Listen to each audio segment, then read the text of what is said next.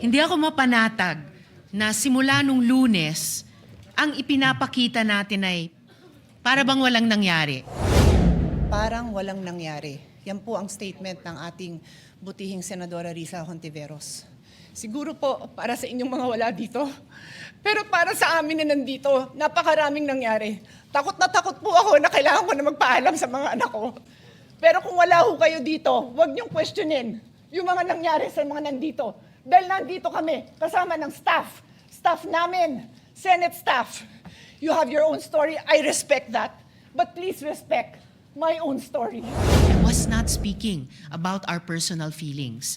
I was speaking about our institutional posture. Thank you for Our that. grief as senators is valid, but our mandate requires action. Senator Risa, do you want to take the floor?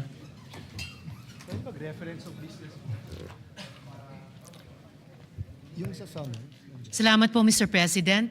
Mr. President, I rise on a matter of personal and collective privilege. Mr. President, halos isang linggo na matapos ang habulan at barilan dito sa Senado. Sa loob-loob ko, hindi ako mapanatag na simula nung Lunes, ang ipinapakita natin ay para bang walang nangyari. Na para bang hindi nabastos ang ating institusyon, ang ating mga empleyado at ang mga Pilipino. Hindi maliit na bagay ang nangyari dito. At lalong hindi dapat inaasa sa mga Facebook Live, press conferences at media interviews ang pagtatahi-tahi ng mga pangyayari. Ganito na ba talaga kababa ang inabot ng ating politika sa Pilipinas? Ito na ba tayo, Mr. President? Tuluyan na bang nilihis ng politika ang ating mga pamantayan sa pakikipagkapwa? The situation stooped so low that here, in and around these same august halls, may pwedeng magkasa ng barel sa harap ng mga sibilyan. Dear colleagues, kahit kailan, hindi yan nangyari sa Pilipinas. Kahit panahon ng kudeta, not even during the darkest days of martial law, did gunfire erupt within our halls. So, whether we stand in the minority or in the majority, the Senate, as an institution, has sustained a profound injury to its dignity, credibility, and moral authority before the Filipino people. And this frustrates me every day since Wednesday, including in the context of initial findings from the investigation conducted by the Department of Justice, the Department of the Interior and Local Government, and the Philippine National Police, beginning to reveal various points. Patuloy pa rin ang investigasyon, Mr. President, at dapat lang. But still, this needs to be said. Kapag may nagpaputok ng barel, right here in the people's house, kapag naghasik ka ng takot sa mga empleyado, sa media, sa security personnel, at sa mga sibilyan, kapag may natroma dahil sa karahasan, at umuuwing nanginginig at hindi mapakali sa sariling bahay, lampas na ito sa isyu ng pamumulitika. Pambabastos na yan at pang-aabuso sa lahat-lahat ng ipinagkatiwala sa Senado bilang mga lingkod bayan. As we all know, democracy has always made room for disagreement. But, dear colleagues, hindi na ito political disagreement. Hindi na ito issue ng kampihan. What should trouble us is the manner by which this agreement is being settled, which reflects a broader national discourse that has become more coarse and unforgiving. When aggression is normalized and humiliation is treated as political currency. We cannot have a culture that proudly treats fellow Filipinos as enemies to be defeated, all in the name of clout. Yung mga pagbabanta, pambibintang, pananakit ng damdamin. Hindi yan ang dapat ginagawang sukatan ng tapang. Kahit magkakatunggali sa politika, hindi tayo dapat ganyan sa isa't isa, lalo na dito sa Senado. Hindi ito tahanan ng ganyang kababang uri ng politika. Ngayon, higit sa kailanman, dapat manaig ang ating pagka-Pilipino. I refuse to believe na tayong mga Pilipino ay mga bulag na sumusunod sa sinumang politiko. I refuse to believe na wala nang natitirang malasakit, hiya o pagmamahal sa bayan. Kasi ang mga krisis, ang mga sakuna, hindi yan nagtatanong kung sinong kakampi mo sa politika. Lahat tayo tinatamaan at lahat tayo may responsibilidad. At tayo mismo, dito sa Senado, kaya nating magkasundo. In fact, all of the laws I myself have championed could not have passed without the support of those from across the political aisle. And I refuse to believe that this institution that has crafted laws for the most marginalized, that has conducted crucial investigations, that have moved the needle at various political junctures, is beyond repair or redemption. Let us remember, Mr. President, that we have a bicameral legislature with a Senate elected at large, precisely to have a body that can rise above parochial concerns and craft a vision for the entire nation. At kaya kong sabihin ng buong puso that this Senate has, at its best, shown that disagreement does not destroy our common duty. We have passed laws across party lines. That is why we cannot act as though nothing happened last week. Alam natin ang tama at mali. Alam natin kapag sumosobra na. And this is what our country needs from us now. For the Senate, in this difficult hour, to reflect the best of our people. May we prove worthy of the trust that our people have placed in us. Marami pong salamat sa inyo at sa lahat, Mr. President. Before we ask the Majority Leader and Senator Marcoleta their pleasure, may I request from the members, I told the Minority Leader, the former Senate President, that this is an emotional issue, not only for us, but for the whole country, given this is the Senate of the Philippines. And it's a sensitive issue because there are words that have been used. That's why I have tried to be deliberate, wait not only for a partial investigation, but independent, wait for every investigation to come in. Now, many members of the majority who were here want to speak on that measure. Having said that, number one, we have athletes here, and I don't want to keep them here the whole day. Number two, I was about to report this, that as Senate President, I respectfully informed the body that earlier today, 20 May 2026, the summons in relation to the articles of impeachment filed against VP Sara Duterte was duly served upon respondent Vice President Sara Z. Duterte. A copy of the summons was likewise furnished to the prosecution panel on the same date. Under the applicable rules, respondent is given 10 calendar days from service of summons within which to file her answer, and counting 10 calendar days from 20 May 2026. The last day would ordinarily fall on Saturday, 30 May 26. However, since the last day falls on the Saturday, the period shall not run until the next working day. Accordingly, the deadline for respondent to file her answer is on Monday, 01 June 2026. Furthermore, upon the prosecution panel's receipt of the respondent's answer, the prosecution shall have 5 calendar days from receipt within which to reply if they opt to do so. The deadline for the reply shall be computed from the day the prosecution actually receives the answer. I say this because we have to discuss the impeachment calendar, and the staff is ready to brief us.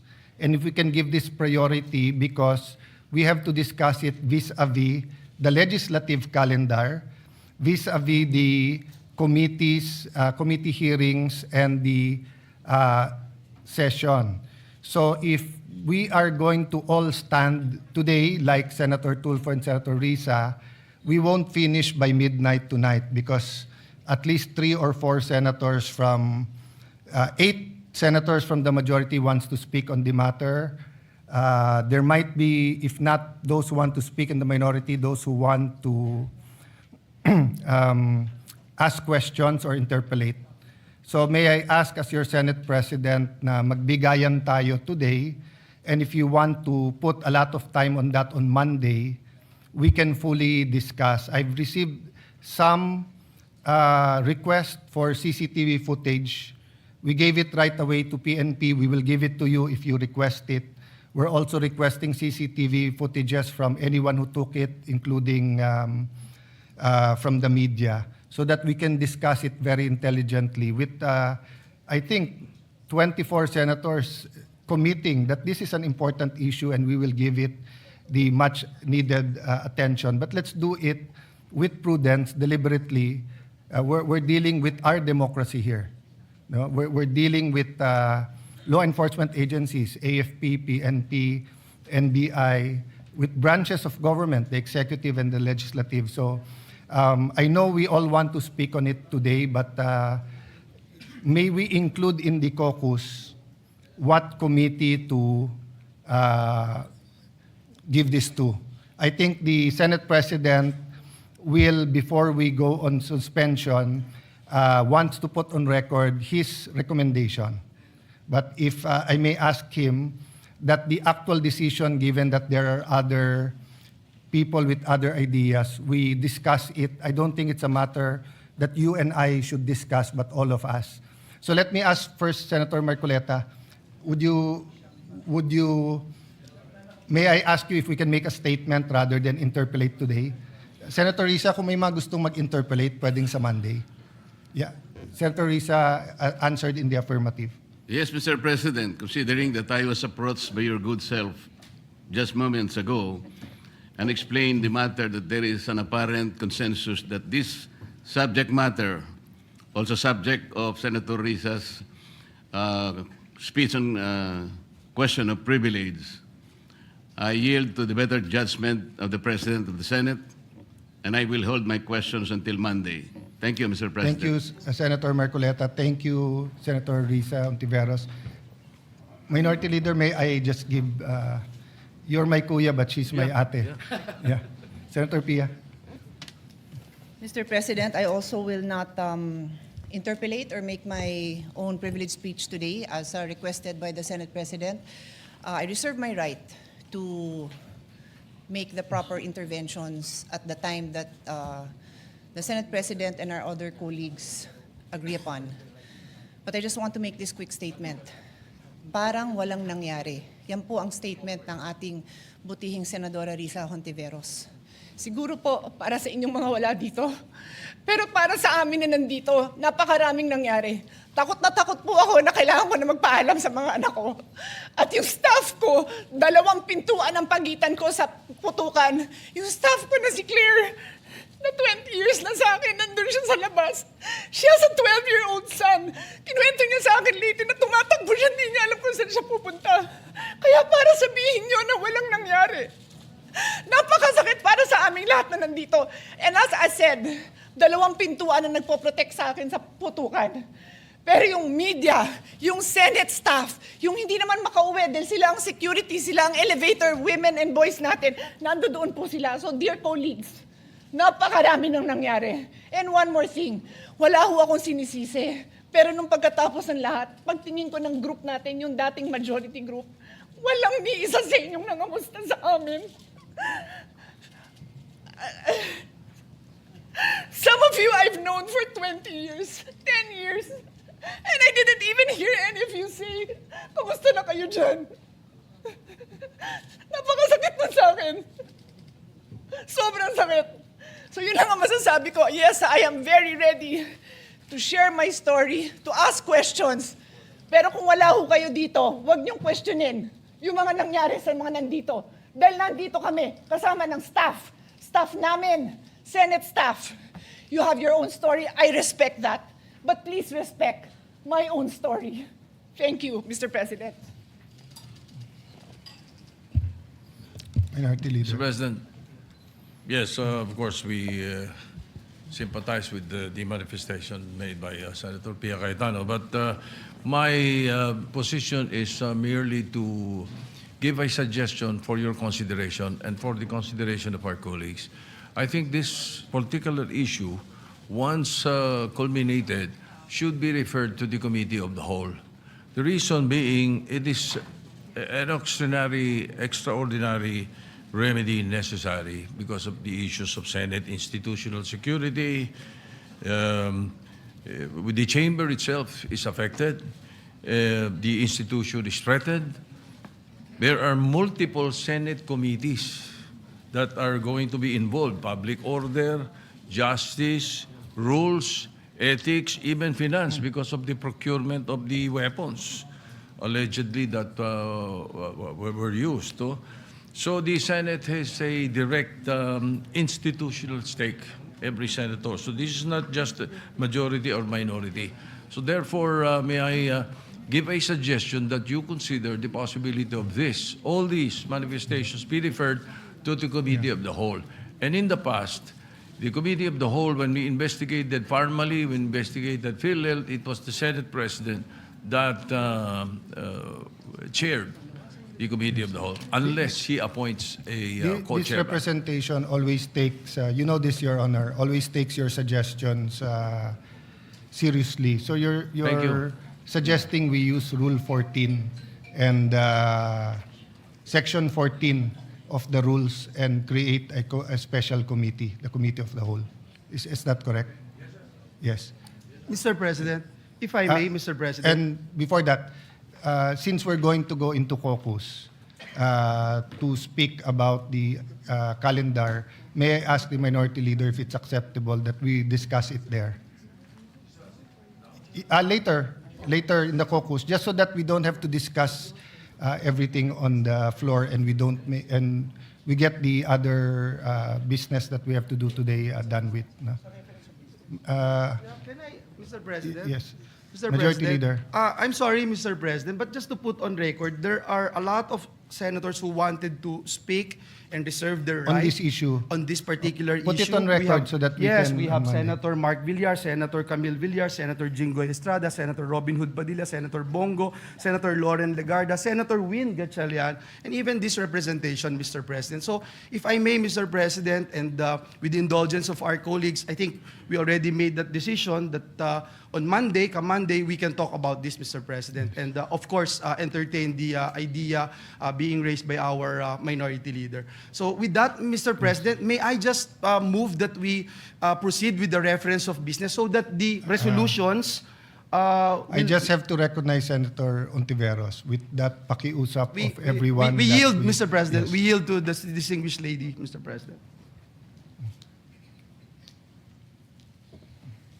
Maraming salamat, Mr. President. I empathize with the experiences and the feelings expressed by the gentlewoman from Taguig and Pateros. May I just repeat what I clearly stated at the context of na parang walang nangyari. I'm talking about ngayon, after those terrible events that caused fear and a lot of other negative emotions and experiences sa ating mga colleagues, sa ating mga Senate staff, sa security unit dito at sa Senate media. Yun po yung punto ko. And it is akin to one of the points raised by Senator Erwin earlier, before my privileged speech. But let So me just assure to you correct that's not that, the Mr. case. President. In fact, I have to Yes. deal with the security of the Senate every day. I'm just not telling you everything that we have to deal with now to make sure that there's no bombs in the in the area, just like every day except this time, and also making sure that there's no miscommunication between the executive, legislative, judiciary, and the international community. That's precisely why we are waiting for the complete investigation, because there are matters that when are discussed in public will cause more alarm and confusion rather than clarity. But that doesn't mean na parang walang nangyari lang. I think that's the point where there will be strong answers, Senator Risa. But of course, you have your point of view, and we respect that. Thank you, Mr. President. And lastly, just for the record, as I said earlier, I deeply respect the emotions of our distinguished colleague. It's evident that the violence that breached our halls has profoundly affected all of us. And I don't doubt, Mr. President, the leadership's personal distress over what transpired. However, when I stated that it feels now as though walang nangyari, I was not speaking about our personal feelings. I was speaking about our institutional posture. Thank you for that. Our grief as senators is valid, but our mandate requires action. Salamat po ng marami, Mr. President. Thank you for that statement. And personally, I've stated this again and again. And I don't doubt the sincerity of President Marcos when he called to check if we are safe and to assure us that it wasn't an attack from the executive department.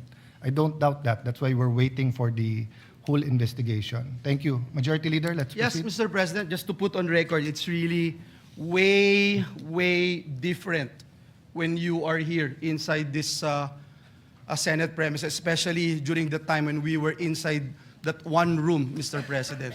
I would still recall the gunshots, the smelling of gunpowder, Mr. President, and everything that we had experienced. So it's really different, Mr. President. Just want to put that on record. With that, Mr. President, may I move now to that we proceed with the reference of business.